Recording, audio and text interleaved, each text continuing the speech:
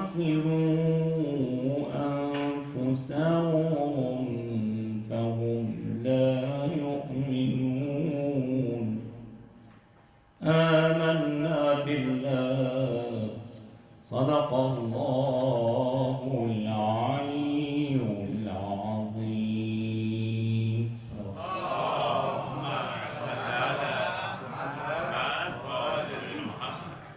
We've been suggested to recite the translation of these verses that are recited here, and I try my best to bring certain verses where we can all, well, of course the whole Quran is all lessons, but sometimes, we can bring some verses that we can use on our daily basis.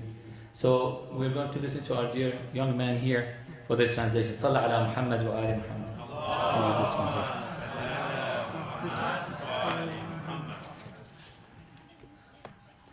Muhammad, tell them to travel in the land and see what happened to those who rejected the truth. Ask them, who is the owner of the heavens and the earth besides Allah, the All-Merciful, who will gather you all together on the day of judgment. That day will certainly come. Those who have lost their souls will not believe. To him belongs all that rests during the night and the day. He is all-hearing and all-knowing. Muhammad, ask them, should I take a guardian other than Allah? Should I take a guardian, the originator of the heavens and the earth, who feeds everyone and who needs no food himself? Say, I have been commanded to be the first Muslim submitted to the will of Allah, thus people do not be pagans. Muhammad, say it is because of the torment of the great day. I am afraid to disobey my Lord, one who will be saved from the torment on the day of judgment, and certainly have received Allah's mercy, and this will be a manifest triumph. Muhammad, if Allah afflicts you with hardship, no one besides him will be able to relieve you. If he bestows a favor on you, know that he has power over all things. He is wise, well aware, and dominant over all his creatures. Muhammad, ask them, what is the greatest testimony? Allah testifies to my truthfulness to you. He has revealed this Quran to me to warn you and the coming generations against disobeying Allah. Do you believe that other gods exist besides Allah? I solemnly declare that He is the only Allah and that I am not guilty of believing in what the pagans believe. The people of the book know Muhammad just as well as they know their Lord and own children, but those who have lost their souls will not believe.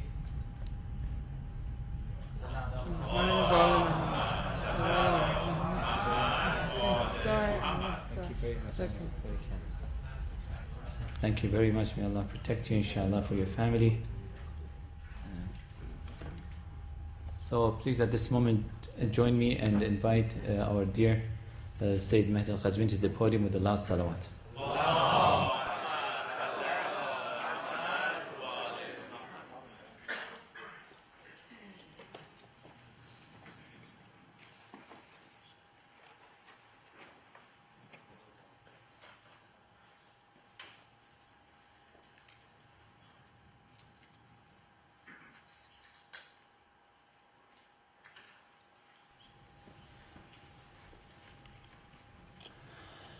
السلام عليكم ورحمة الله وبركاته.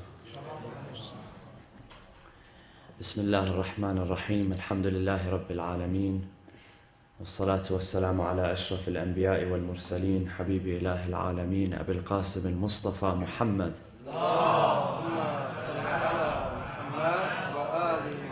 وعلى أهل بيته الطيبين الطاهرين المعصومين المنتجبين. قال الله في كتابه الحكيم: بسم الله الرحمن الرحيم. إن الأبرار يشربون من كأس كان مزاجها كافورا، عينا يشرب بها عباد الله يفجرونها تفجيرا، يوفون بالنذر ويخافون يوما كان شره مستطيرا، ويطعمون الطعام على حبه مسكينا ويتيما وأسيرا، إنما نطعمكم لوجه الله إنما نطعمكم لوجه الله لا نريد منكم جزاء ولا شكورا. صدق الله العلي العظيم. وصلوا على محمد وآل محمد. اللهم صل على محمد وآل محمد. Chapter number 76 of the Quran, according to commentators and historians, is a chapter which was revealed in Medina. And this chapter is known by a few names. Among those names is Surah Al-Insan, because it addresses the state of the insan. In the first verse, Allah subhanahu wa ta'ala says, هَلْ أَتَى عَلَى الْإِنسَانِ حِينٌ مِّنَ الدَّهْرِ لَمْ يَكُنْ شَيْئًا مَذْكُورًا. Has it not come upon man a time where he was something not remembered or something non-existent? And so this is a rhetorical question, because there was a time when man was nothing. There was a time when man was not remembered. There was a time when man was non-existent. And the second verse speaks of the creation of man, when it was decided that he should be created. إِنَّا خَلَقْنَاهُ مِن نُطْفَةٍ أَمْشَاجٍ, that we created him as a product of two liquids which came together from his mother and from his father, and this is how he was created. So man before that was nothing, did not exist. And so this verse is referred to as Surah Al-Insan. It's also referred to as Surah Al-Dahr. Dahr meaning an everlasting time. It is also referred to as Surah Al-Abrar, because it speaks of Abrar, who are righteous people. And we will see whom those righteous people are. And it is also referred to as Surah Al-Ata. Has it come upon? Because those are the two first words which the surah begins with. We know verses 5 to verse 22. From verse 5 to verse 22, these are verses which were revealed in the favor of Ahlul Bayt alayhimus salam. And the narrations tell us that in the case of the Ahlul Bayt, it was narrated that Al-Hasan and Al-Husayn alayhimus salam, when they were young, had fallen ill. And when they had fallen ill, the Prophet had came to them. The Prophet and a group of companions had come to them and had suggested that the household, the Ahlul Bayt, fast as a nadhr, as a vow, if they were to heal from their illness, recover from their illness. And they recovered from their illness.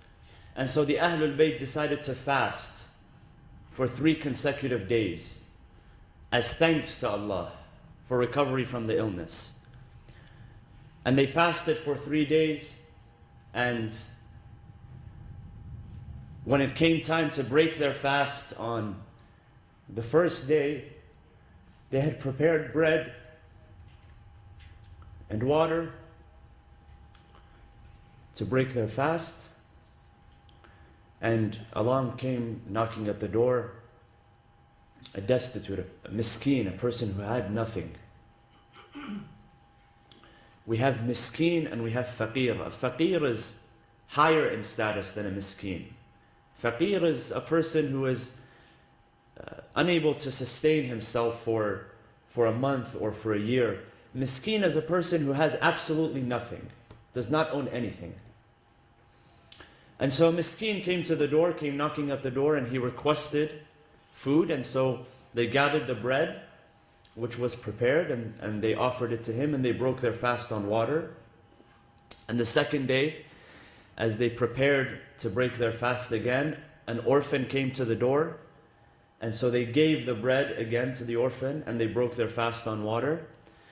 And on the third day, an asir came to them, a captive, and they also gave their bread to this captive, and they broke their fast on water. Until after that, Imam Ali alayhi salam, after 3 days, he went to the Prophet. And the narrations say that he was trembling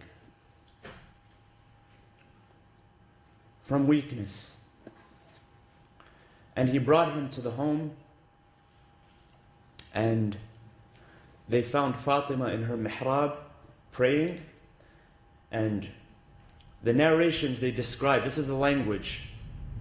Narrations use special language in order to deliver a certain point. Says where her stomach was had reached her back. This is how weak she had become. And at that time, when the Prophet saw them in this state, these verses were revealed in Surah Al-Dahr. They're very, very, very pleasant verses.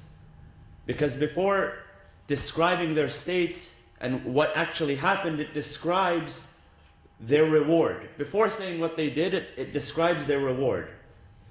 So beginning from verse number 5, Allah says, Inna al-abrar, the righteous people. Inna al-abrara yashrabuna min ka'sin kana mizajuha kafura. They drink from a cup which has been mixed with kafur, camphor. And they drink from a spring, a well, which only the great people, the righteous people, are allowed to drink from. And throughout the rest of the verses, up till verse 22, the heaven and the paradise which they receive as a reward is described. So they eat from the best of food, and they have servants who are serving them, and they do not have to worry about anything. And so these were revealed in the favor of the Ahlul Bayt alayhimus salam. And you find that these sorts of verses which allude to their righteousness, which allude to their greatness, are to be found in many different areas of the Quran. And some ask, if the Ahlul Bayt were so important, why were they not mentioned by name in the Quran? Why are their names not mentioned in the Quran? And the reply is that having your name mentioned in the Quran grants no merit. Abu Lahab, the uncle of the Prophet, is mentioned by name, but he is cursed in the Quran. Other individuals are mentioned by name in the Quran, but there is nothing special about them. Now the Quran does mention them, but the Quran uses words which deliver an even greater meaning. So when the Quran says al-abrar, or describes them as anwar, illuminations, lights, and in the Arabic language, we say that the attribute is greater, or a word that you use as an attribute is greater in its meaning than the actual word itself. And so, the Ahlul Bayt alayhimus salam, and when I say the Ahlul Bayt, I mean specifically the close household of the Prophet, and that being himself and his daughter Fatima and Ali ibn Abi Talib and Al-Hasan and Al-Husayn. The ones who the Prophet himself said, هَؤُلَاء أَهْلُ بَيْتِي لَحْمُهُمْ لَحْمِي وَدَمُهُمْ دَمِي. These are my Ahlul Bayt. And the Prophet, when the verse Ayatul Tathir was revealed in Surah Al-Ahzab, chapter 33, verse 33, إِنَّمَا يُرِيدُ اللَّهُ لِيُذْهِبَ عَنْكُمُ الرِّجْسَ أَهْلَ الْبَيْتِ وَيُطَهِّرَكُمْ تَطْهِيرًا. That surely, صلوا على محمد وآل محمد. Surely God wills to remove all abominations and all impurities from the Ahlul Bayt. The Prophet made it a point, when that verse was revealed, to stand for months on end. He stood in front of the home of Ali and Fatima, and he would recite this verse, so that people knew that this verse was revealed for certain people. And the Prophet made a point about that, so that people would not come confused later and ask, well, who are the Ahlul Bayt? Maybe he meant somebody else. Maybe other family members. Absolutely not. He made it clear, it was unequivocal and clear that the ones described as the Ahlul Bayt are Muhammad Ali, Fatima, Hassan, and Hussein. Sallu ala Muhammad wa ali Muhammad. Allahumma salli ala Muhammad wa ali Muhammad. And the reason why we honor Fatima is not simply because she was a relative of the Prophet, not simply because she was a woman from the household of the Prophet, because the Quran tells us And it proves to us that relationship by blood in itself has no merits. Chapter 66 in the Quran, in the beginning, Allah subhanahu wa ta'ala addresses two wives of the Prophet without bringing names, two wives of the Prophet. Names are not mentioned. And then in the end, God gives the example of two believing women, two disbelieving women, and two believing women. He says, ضرب الله مثلا للذين كفروا امرأة نوح وامرأة لوط. That God struck an example of those who disbelieved. Two women, the wife of Nuh and the wife of Lut. كانتا تحت عبدين من عبادنا صالحين فخانتاهما. That they were with two of our righteous servants, meaning Nuh and Lut, the prophets Nuh and Lut. They rejected their husbands, their message, they turned away from them. And Allah says that their relationship to those prophets did not benefit them in any way. Makes a very, very clear point that their relationship to those prophets did not save them in any way, did not help them, benefit them in any way. And then he says that God also strikes the example of two people who believed, two women who believed. وضرب الله مثلا للذين آمنوا امرأة فرعون. He strikes the example of the wife of Fir'aun, and although Fir'aun, the Pharaoh, although he was a dictator, although he was a tyrant, he was a misbeliever, his wife was a believer. This happens sometimes. So Allah is giving two examples where you have a righteous husband and a wife who is not righteous, and the opposite, where the husband is not righteous but his wife is righteous. So it goes both ways. It can happen, and sometimes this happens. A spouse may find him or herself in a situation where they may be righteous, but that spouse is not righteous, or the other way around. So merely being related does not earn a person reward nor punishment. This is what the Quran says. So when we honor a woman like Fatima, it's not simply because she was the daughter of the Prophet, but because she had character of righteousness, and that's why she's referred to as among the abrar. إِنَّ الْأَبْرَارَ يَشْرَبُونَ مِنْ كَأْسٍ كَانَ مِزَاجُهَا كَافُورًا. And truly her character was shining. From before even her father passed away, when she was a young woman, when she was in the home of her father, before being married and after being married, that righteous character continued. So much so that the Prophet would say, Fatima is Ummu Abiha. She is the mother of her father. Because the Prophet had lost his mother.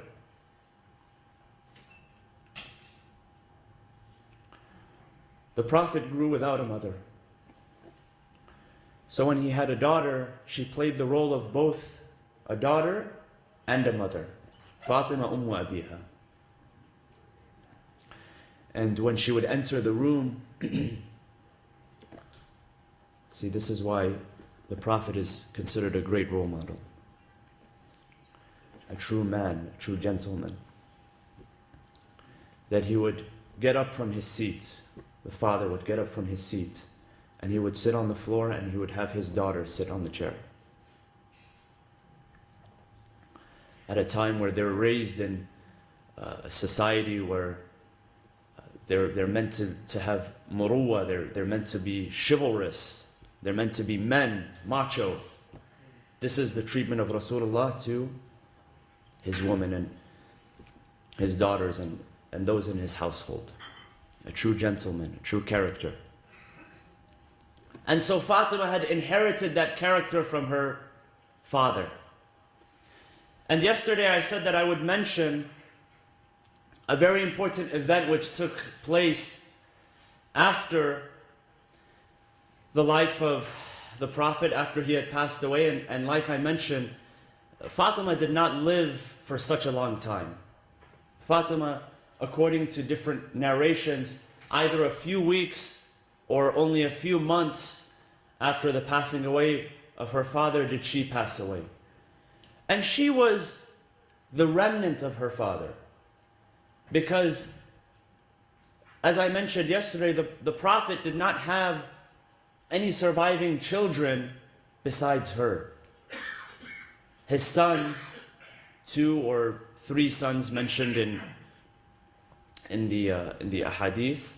One of his sons was Ibrahim, and Ibrahim was the son of Maria al-Qibtiyya.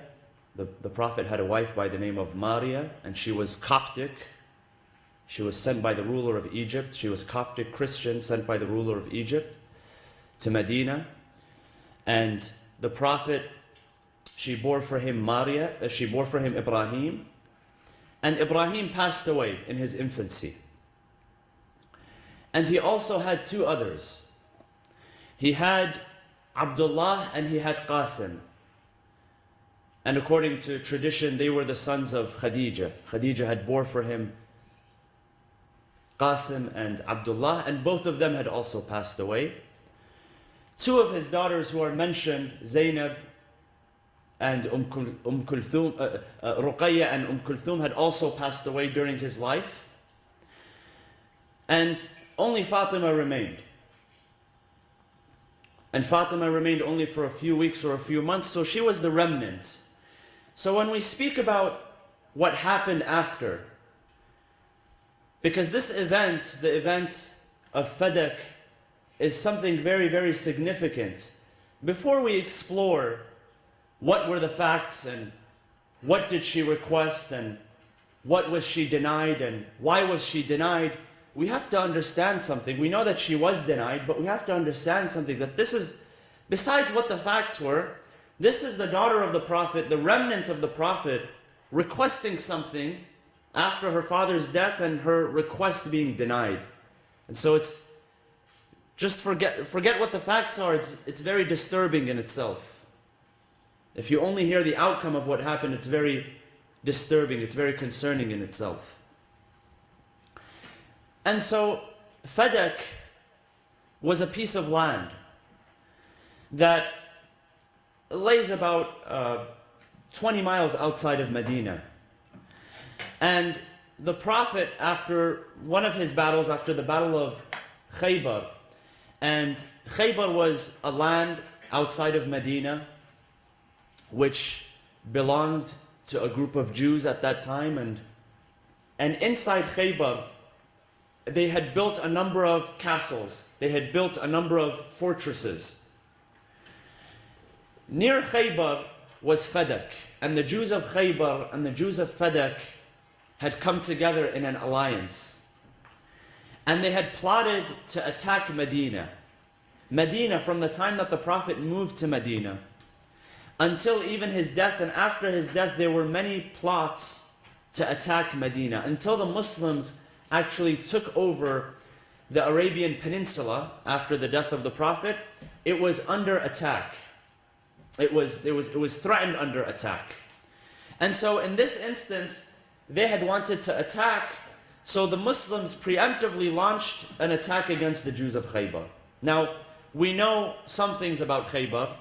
We know that there was a siege which was laid to the fortresses, and the only reason that the Muslims could not succeed on the first day is because Ali ibn Abi Talib was sick for the first 2 days, and he could not participate in battle.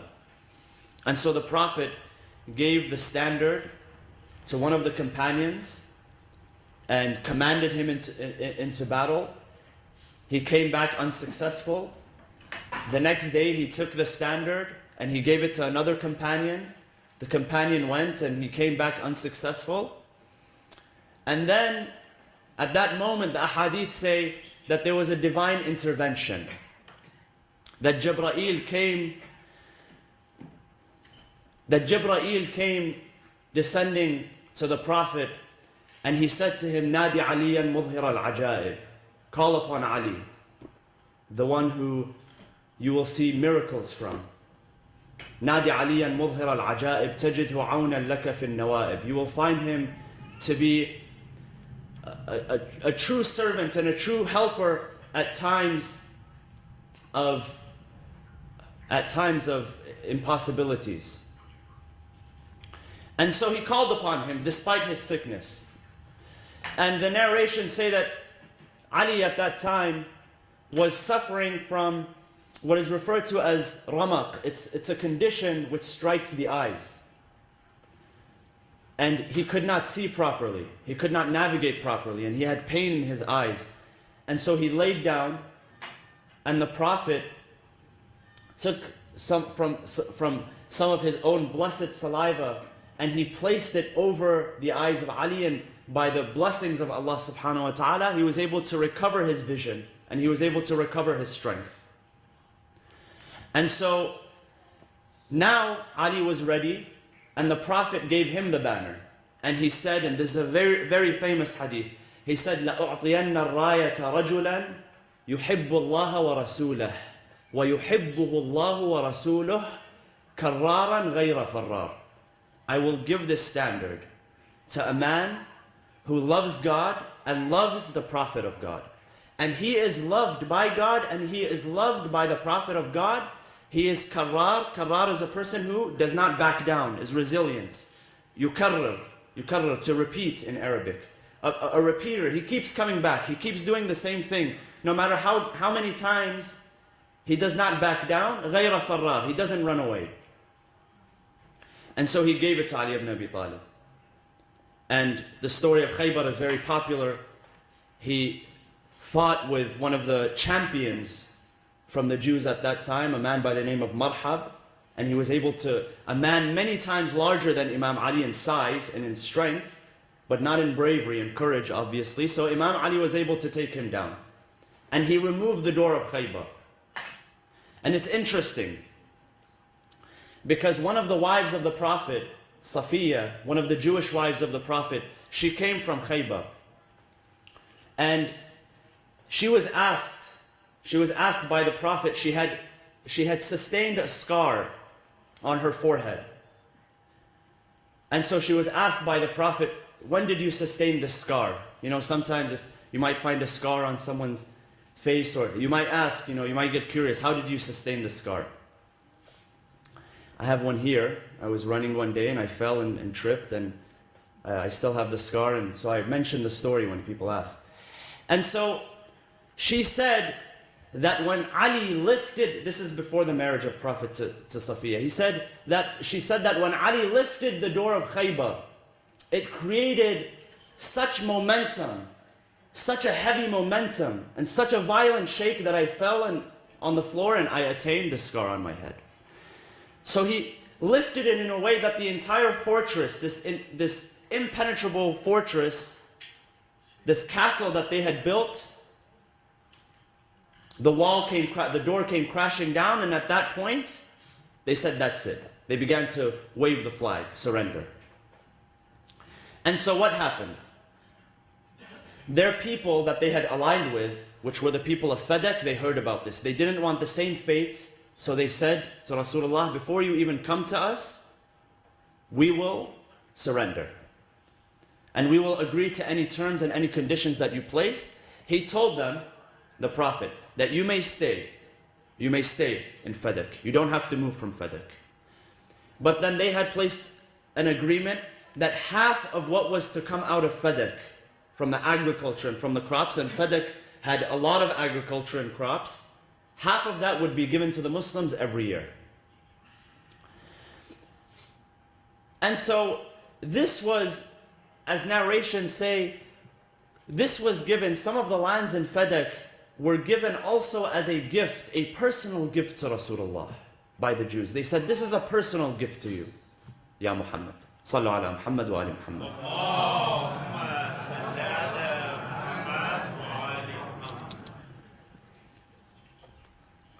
And so there are narrations which say that at that time, when they gifted it to the Prophet, a verse was revealed to the Prophet saying, وَآتِ ذَا الْقُرْبَى حَقَّهُ, and give those who are closest in kin their haqq, their due, their rights.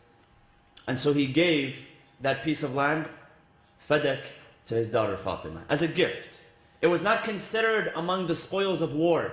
See, the Quran tells us clearly that if there are spoils of war, and these rules are mentioned in chapter 59, Surah Al-Hashr, that if there are spoils of war, then those are divided amongst the Muslims. But in Fadak there were no spoils of war because there was no conflict. No conflict happened at all. They saw what happened in Khaybar to their allies. They said, we don't want the same fate. So they surrendered before any fighting happened. So this was a personal gift. It was not spoils of war which belonged to all of the Muslims. It was a personal gift. And this personal gift he had transferred to the ownership of Fatima. Now, like we said, this land of Fadak produced much crops, much agriculture. I mean, it contributed to the well-being of the Muslim community. So economically, it was very important. But what was even more important, and we find this in retrospect, was not only its economic value, but it also had a sentimental value. This was a personal gift. This is something that the Prophet had given from the kindness of his own heart to his daughter. And people understood that more than economic value, it had sentimental value. And so we need to understand this when we talk about the conflict which took place. It wasn't merely a conflict of economics. Fatima was not obsessed with a piece of land. They had other pieces of land. She wasn't obsessed with money. When was Fatima ever obsessed with wealth, with money? Salman, he narrates a hadith. He said, I saw Fatima, she had a dozen different tears in her abba. I saw, Salman, he says, I saw with my own eye. Fatima, the daughter of the Prophet, had dozens of tears. And she would mend the tears in her abba. This is the daughter of the greatest of creation. And so it was not a financial issue for her, but it was a sentimental issue. And so the stance that took place from her has to be understood in this context. What was Fatima truly standing for? Now, in a nutshell, they took it away from her, and she came to them. This is after the death of the Prophet. And she said that this was a gift from the Prophet. And according to Bukhari, the hadith says the following, that she came to the first Khalifa and she asked that Fadak be given back to her, and that it was a gift that the Prophet had given her, and it was something that the Prophet had left behind for her. And the reply came that no, this is incorrect because the Prophets do not leave behind inheritance. And they responded by saying that we heard the Prophet say, نحن معاشر الأنبياء لا نورث ما نتركه صدقة. That we the Prophets, we do not leave behind inheritance, and what we leave behind is sadaqah, to be distributed. Even though the Quran says, وَوَرِثَ سُلَيْمَانَ دَاوُودَ. Sulaiman took inheritance from Dawood. This is a prophet from a prophet. So how is it that a hadith, and we know that when we have conflict between Quran and hadith, the precedence is given to what? The precedence is given to Quran. So there's a Quranic verse which says that one prophet inherited from another. So they said that there is no inheritance. She said, okay, consider it a gift that the Prophet had given me. They said, no, you have to bring witnesses. And so she brought her. I mean, really, again, we have to remind ourselves how ridiculous this situation is. If Fatima had requested something from you, the daughter of the Prophet, she comes today and she says, this phone, if she comes to me today and she says, this phone belongs to me, would I for a moment ask her, bring evidence? This is the daughter of the Prophet, who the Prophet says, يَرْضَى اللَّهُ لِرِضَى فَاطِمَةَ وَيَغْضَبُ لِغَضَبِهَا, that God is pleased and satisfied for the pleasure and satisfaction of Fatima, and He is angered by her anger. So they said, bring witnesses. So she brought her husband, Imam Ali alayhi salam. They said, no, this is not sufficient. Why? Because if this is true, then it is in the benefit of Ali. Ali is, and they began to attack the character of Ali, that he has something to gain out of this, so don't bring him. She says, okay, then consider it sadaqah, at least a sadaqah. They said that sadaqah, we know that the Prophet took care of his family, but we have no proof that he took care of them anything more than. What they were trying to get at was the fact that, no, this is something that we're not going to back down from. And again, we remind ourselves the sentimental value of Fadak. Why? Because if they were to take away the land of Fadak, and if they were to make her claims void, then tomorrow, if she asks for something else, it would be easy for us to say that, no, your claims are void. But if she asks for it, and we admit that we are wrong, tomorrow she may ask for something bigger. Tomorrow she may ask for something larger. Tomorrow she may say, you are in a position which belongs to someone else. And it wasn't just because Ali was her husband. Ali was the Imam of her time. It wasn't just because, you know, we might assume or tend to assume that it's because he was her husband. And not only that, more than being her husband, he was the Imam of her time. She stood for the Imam of her time when most people were not willing to stand for the Imam of their time. And this happens with every Imam which comes after. People not willing to stand for Imam al-Hassan, people not willing to stand for Imam Hussein, people not willing to stand for the Imams, and people not willing to stand for the 12th Imam. No different. So her stance and her character, her greatness, comes from the fact that she took a stance for the Imam of her time. This is besides what happened in history, besides what happened back then, is today you ask yourself, well, how is this relevant? It is relevant because Fatima was a young woman who took a stance for the Imam of her time. And this is why she's considered a great leader. Why is Fatima considered Sayyidatu Nisa'i Ahl al-Jannah? She is the mistress of the ladies of the paradise. Why is she considered a great leader? She's considered a great leader because she was also a great follower. And great leaders usually begin as great followers. Even the Prophet himself, the Prophet Muhammad sallallahu alaihi Muhammad wa ali Muhammad.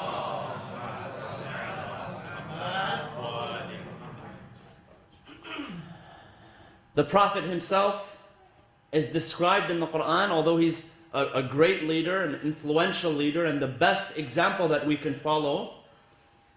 He is described himself in the Quran as a slave, as a servant. He is the servant of God, and this is why he is a great leader. سبحان الذي أسرى بعبده ليلا من المسجد الحرام إلى المسجد الأقصى. Surah Al-Isra, which describes the story of the night journey and the ascension to heaven. And it says, praise or glory be to Allah, the one who allowed his abd, his servant, his slave, to journey from Masjid al-Haram to Masjid al-Aqsa. And so the Prophet is a great leader because he was a great servant, because he was a great follower. Fatima is a great leader because she was a great follower. Imam Ali, whenever we give the example of the greatest leader, we say Imam Ali. Have you ever come across one hadith of Imam Ali which he said during the time of the Prophet, in the presence of the Prophet? Absolutely not. He never said anything in front of the Prophet unless he was asked. He was all in front of the Prophet, even though the Quran affirms the fact that they were from the same nafs, from the same soul. And Imam Ali was not ignorant during the time of the Prophet, but he was a great follower, he was a great listener. When he was in front of the Prophet, it was all ears, he didn't speak. When his time came to serve and when his time came to speak, that's when he started to speak. And that's when he was recognized as a very great leader. Because he was a great follower, he became a great leader. And so was Fatima. Fatima's character shines because she knew her responsibility. She had a clear understanding of what it meant to be a great follower, and this is why we honor her. She came to defend the Imam of her time. And after this entire ordeal, when they came to her to give her comfort and consolation, she said to them that, honestly, there is nothing that I want from your men. There's nothing that they have that I want. And she delivers some very, very powerful words to them. She says, ask yourself. She says, وَمَا نَقِمُوا مِنْ أَبِي الْحَسَنِ. Why did they have a grudge against Abu al-Hasan? What was it about him? What was so bad about him that they had a grudge against him? How can you have a grudge against this man? And this is a rhetorical question. She knows why and she answers why, and she provides them with the answer. She says they could not stand the fact that he was a master of the Quran. They could not stand the fact that he was brave and that he was courageous and that he never backed down. Every time a challenge was put forth in front of them, Imam Ali never backed down at all. She says what they had a grudge against him for was his strong steps in the path of God. He had very strong steps in the path of God. She said he was like a tiger which was willing to execute a command upon command. And this is something that they held a grudge against him for. Not that there was anything inherently wrong with him. They could not stand the fact that he was so great. And unfortunately, they could not stand the fact that there was someone as pure as Fatima, someone as great as Fatima. No woman was known at that time who was as great as her and as honest as her and as pious as her. Even though you see, and today when you read histories, they give all sorts of attributes to different women. That this woman was never seen not fasting, and this woman did this, and this woman did that, and they did the same with the men as well. Because they understood how great Imam Ali was as an individual, and Ali can't be that great. We can't say anything about him. So we have to give attributes to people other than him. They did the same with Fatima. There was no one as great as her and as pure as her who said no to them. She said no. That's all she did. She resisted. And she could have complied, and as I mentioned yesterday, the Ahlul Bayt could have complied their entire lives, and really this model, this example is timeless. It applies with every righteous person who came after them and every righteous person who lives until today. You are faced with a choice of whether to do something which is right or something which is common and something which is popular. And if you choose the path of something which is common or popular, then you can live happily ever after. But if you choose the path of that which is right, standing in the face of wrong and standing in the face of evil and oppression, then you have to pay the consequences. And Fatima understood this.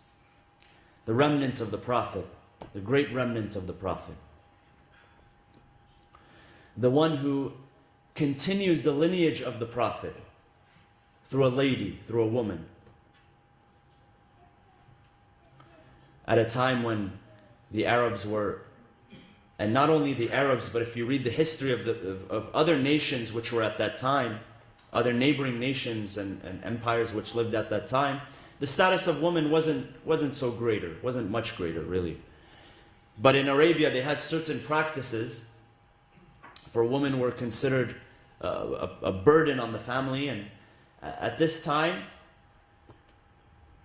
Allah subhanahu wa ta'ala revolutionizes through the message of Islam the way that women are perceived in society, and the best model, the best example for that was the daughter of the Prophet himself, Fatima Zahra alayhi salam. And so Fatima, after they had taken away what they had taken away from her, and after they had rejected her requests, and after she was belittled and disrespected, she resorted to a life of very quiet activity. And she spent her times in prayer, and she spent her time in fasting. And after the incident of the door, she was injured and she could not recover properly from her injury. A very grave injury which caused her to miscarry her infant son, al-Muhassin, or Muhsin, or al-Muhassin. And soon after that, Fatima became weak from her injuries. And she had covered her injuries all along. She did not want anybody to see her injuries, even her husband. And so she had even instructed her servants, Fidla, that do not allow them to remove the cloth from where my injury is, so that they do not see my injury.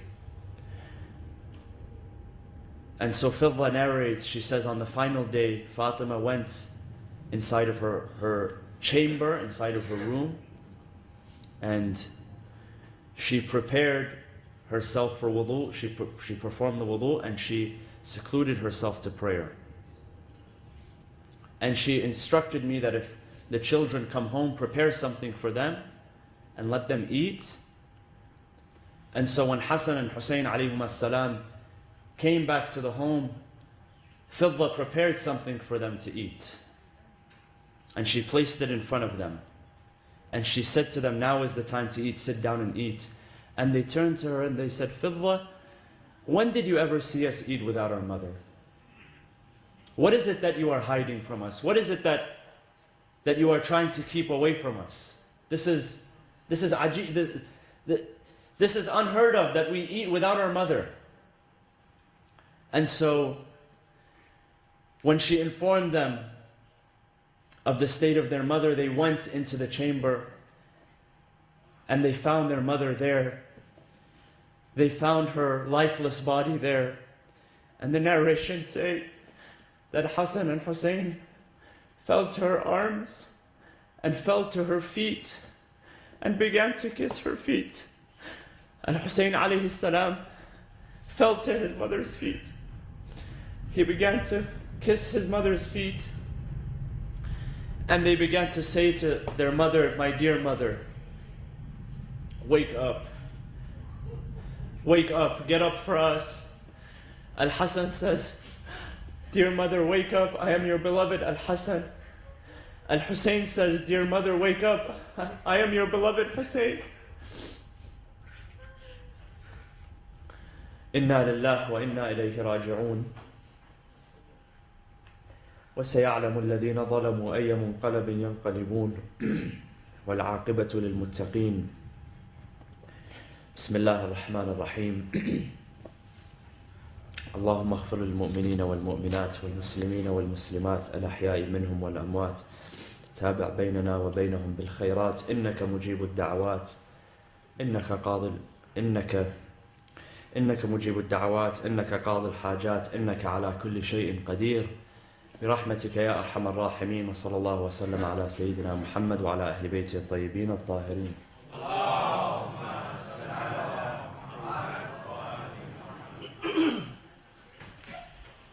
برای سلامتی حضرت وجدت الاسلام حاج آقا مهدی قزوینی